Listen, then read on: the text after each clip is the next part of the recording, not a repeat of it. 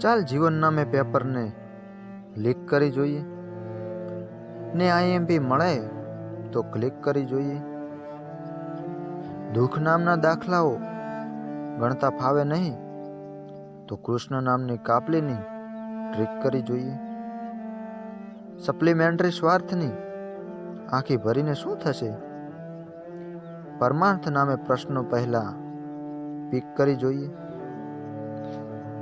Course બહારનું પૂછવામાં પરમેશ્વરને આવે મજા, તૈયારી ત્રિકમને તૃપ્ત કરવા ક્વિક કરી જોઈએ. ને ફોડેલા પેપરમાં કશું જો સમજાય નહીં તો હરી ઈચ્છા નામે ખાનામાં ટીક કરી જોઈએ. ટીક કરી જોઈએ.